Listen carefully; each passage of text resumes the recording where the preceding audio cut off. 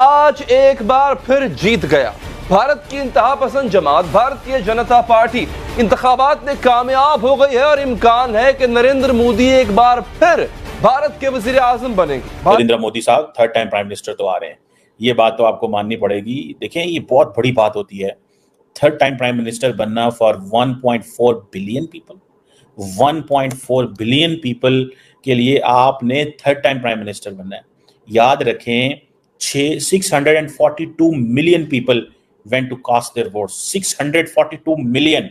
मोदी जी फिर से प्रधानमंत्री तीसरी बार बन रहे हैं, जो एक भारत का रिकॉर्ड है। कोई भी प्रधानमंत्री 3 बार प्रधानमंत्री नहीं बना है। आज यह चीज है जो पाकिस्तानी मीडिया में भी और इंटरनेशनल मीडिया में भी डिस्कस कर रही है कि मोदी सरकार अब तीसरी बार। इस टाइम इंडिया का सबसे पॉपुलर और फेवरेट लीडर जो है ना, वो मोदी है। इवन आप ये देखें कि हिस्टोरिकली कभी भी जो है ना, वो वहाँ पे जो है ना, वो सिंगल मेजॉरिटी किसी पार्टी ने नहीं। इसके वो जो कन्याकुमारी से कश्मीर तक गए थे, वो जो उन्होंने वॉक की थी, अगर आपको याद हो, क्योंकि राहुल गांधी बहुत भागे हैं लेकिन कामयाब नहीं हो सके।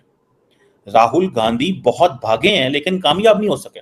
राहुल गांधी, इमेजिन करें कि जो उन्होंने दौड़ें लगाई, उन्होंने एक सफेद टी शर्ट और एक ट्राउजर और एक जो है वो क्रॉक्स और एक जोगर जो है वो पहने हुए थे, और उसके बावजूद वो अपनी स्पेस नहीं बना सके। जो भारत है ना, उसने जब ये हुकूमत नरेंद्र मोदी साहब की, तो ये डेवलपमेंट को वोट किया ना, उन्होंने वोट दिया, और उन्होंने ये वोट दिया है उसको, डेमोक्रेसी को। उन्होंने ये वोट दिया है काम को। विपक्षी दल को कोई वोट क्यों करेगा, जबकि 28 पार्टियां मिलने के बावजूद भी एक प्रधानमंत्री नहीं चुन पाई। अब आप सोचो कि 28 पार्टियां एकजुट हुई हैं राहुल बाबा के साथ, और उन्होंने एक निर्णय नहीं लिया प्रधानमंत्री का, तो देश के इतने बड़े बड़े निर्णय वो कैसे। श्री मोदी ने वाराणसी से अपना चुनाव जीत लिया है, तो इसके लिए आपको बहुत बहुत बधाई। और सुबह जो बीजेपी मुख्यालय पर लड्डू बन रहे थे, अब आप उन्हें पूरी ऊर्जा के साथ, पूरे जोशो खरोश और एनर्जी के साथ बांट सकते हैं। हैट्रिक लगाई है वाराणसी। देश की जनता ने सोचा कि भाई 10 सालों में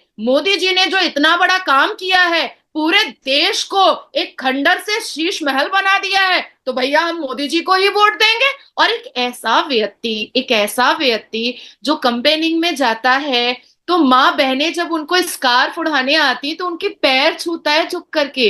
कोई वीवीआईपी वाला नेचर नहीं, डाउन टू अर्थ। अब विपक्षी दलों ने 3 महीना एक ही गाना गाया शोएब, क्योंकि मैं सारे नेशनल डिबेट्स पर थी।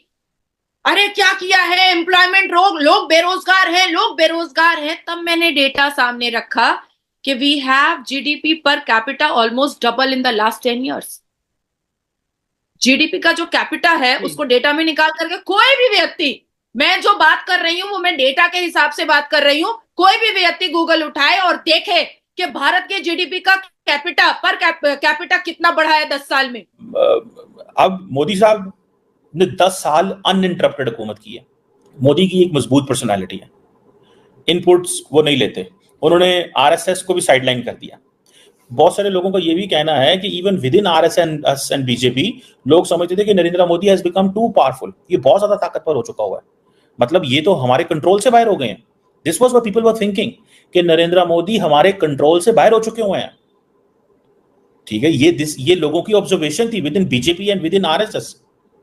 सो ये चीजें जो हैं वो हमें सामने आती हैं, लेकिन Narendra Modi still is a candidate for the prime ministership. ठीक है जी, ये इस चीज को भी अंडर एस्टिमेट नहीं करना चाहिए कि वो प्राइम मिनिस्टर के कैंडिडेट हैं। भाई, जो अगले 5 साल की जो दौड़ है वो नरेंद्र मोदी के हाथ में है। अगले 5 साल वो फैसले करेंगे क्या होगा, वो वीक हों या वो तगड़े हों, फैसला वही करेंगे। फैसला नरेंद्र मोदी के पास है। इंडिया को तो ये क्रेडिट जाता है that India is a democracy. बातें हो रही थी मेजॉरिटेरियनिज्म, हिंदू मेजॉरिटेरियनिज्म, सब बातें उन्होंने, इंडियन अवाम ने फैसला दे दिया। The Indian people have decided. This is a very classical example. वो हमारे पाकिस्तान में एक वजीर आजम साहबा हुआ करती थी, बेनजीर भुट्टो, पॉलिटिशियन हुआ करती थी, ट्वाइस प्राइम मिनिस्टर, असैसिनेटेड। उन्होंने कहा था democracy is the best revenge, जमहूरियत सबसे अच्छा रिवेंज। और वो क्योंकि कहती थी डिक्टेटरशिप के हवाले से, कि हमारे यहाँ क्योंकि डिक्टेटरशिप आ जाती थी तो वो इसलिए कहती थी। लेकिन in India the democracy is the best revenge as well. लोगों ने अपना बदला लिया है, जिनको नरेंद्र मोदी अच्छे नहीं लगते थे, जिसी को कांग्रेस अच्छी नहीं लगती थी, सो लोग अपना बदला लेते हैं। कांग्रेस तो ऐसे था जैसे नरेंद्र मोदी ने खत्म ही कर दी थी, सच्ची बात तो ये है, ठीक है। बिल्कुल लग ही नहीं रहा था कि कांग्रेस जो है वो सर्वाइव भी करेगी। लेकिन एक चीज माननी पड़ेगी कि राहुल गांधी जो भागा, बहुत भागा। मैं कई दफा तो यकीन करके माने उसके ऊपर तरस भी आता था बंदे के ऊपर कि भाग रहा है, कोशिश कर रहा है, जिंदा रख रहा है, ये है वो है, लेकिन उसने भाई अपनी जिसे वो कहते हैं ना कीमत जो है ना वो चुका ली है। जब एनडीए की सरकार आई तो only in 8 years 85 million job उन्होंने क्रिएट किया, 85 मिलियन जॉब।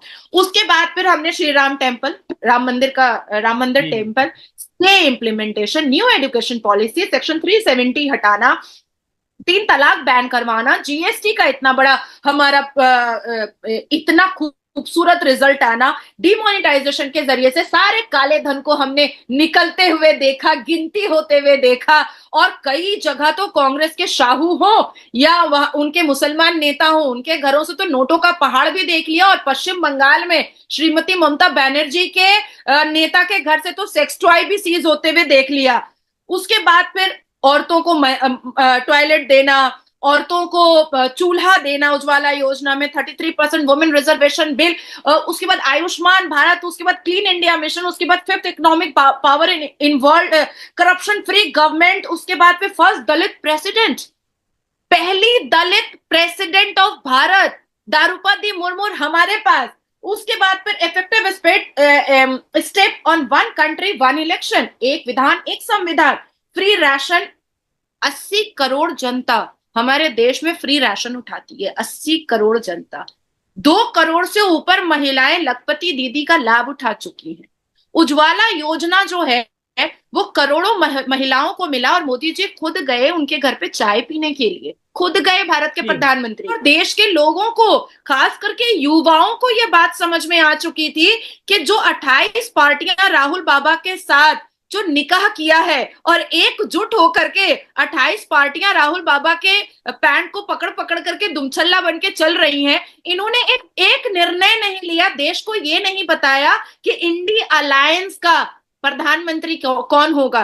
देश की जनता डर गई कि कहीं ऐसा ना हो जाए कि 2024 में हमको राहुल बाबा मिले, 2025 में अरविंद केजरीवाल जेल खटा आसामी मिले, 2026 में हमको सोनिया एंटोनियो मिल जाए, 2027 में हमको शरद पवार मिल जाए, 2028 में हमको ममता बनर्जी मिल जाए। देश की जनता डर गई होगी कि इंडिया के प्राइम मिनिस्टर नरेंद्र मोदी ने 3rd टर्म अपने नाम कर लिए, एक बार फिर से इंडिया में उनका डंका बजने जा रहा है, क्या कहना चाहेंगे आप?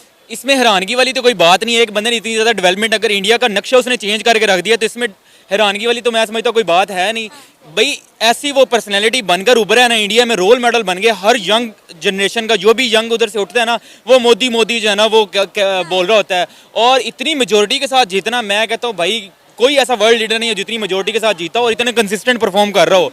तो भाई ये क्रेडिट सारा जो जाता है ना ये मोदी को ही जाता है। और ऊपर से बात यह है कि अगर उसने उसको वोट मिला है ना, अगर उसको 3rd उसको वो चांस मिला है उसका प्राइम मिनिस्टरशिप का चेयर पे बैठने का, तो उस बंदे की डेवलपमेंट भी उसके पीछे है, ठीक है। उसके काम जो है ना वो बोलते हैं वहाँ पे। इंडिया का उसने, मैं कहता हूँ, चेहरा ही बदल के रख दिया। इंडिया अगर जमीन बोझ था ना तो उसको आसमानों पे पहुंचा दिया। किसने पहुंचाया? वो मोदी ने पहुंचाया। अभी 6-7 महीने अगर पहले की आप बात कर लेना तो पाकिस्तानी रुपये और इंडियन रुपये में तकरीबन इंडियन रुपये जो 1.5-2 रुपये का था पाकिस्तानी, और आज 3.5 रुपये से भी ऊपर हो गया है।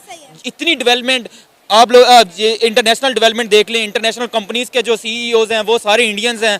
मतलब इतनी ज़्यादा तरक्की वहाँ पे हो गई है। हर मल्टीनेशनल कंपनी आप देख लें वो सारे उसके हेड ऑफिस जो है ना वो इंडिया में। अब इंडिया ऑटोमोबाइल कंपनी में आगे चला गया, इंडिया बाइकें बनाने में, इंडिया गाड़ियाँ बनाने में, इंडिया मेडिसिनल का वो इंडस्ट्री में दुनिया का नंबर 1 प्रोड्यूसर बन गया भाई, दुनिया का नंबर 1 सप्लायर बन गया है। ये इंडिया की जब इतनी ज़्यादा ग्रोथ हो गई है दुनिया के अंदर, इतनी ज़्यादा, अमेरिका के बाद अगर किसी को अब वो जिस तरह कहते हैं ना वो पूजा की जा रही है किसी मुल्क की, तो वो इंडिया ही है। हर ये तो अभी 10 सालों की हमने उनकी काबिलियत देखी है कि 10 सालों में उन्होंने इंडिया का नक्शा बदल दिया।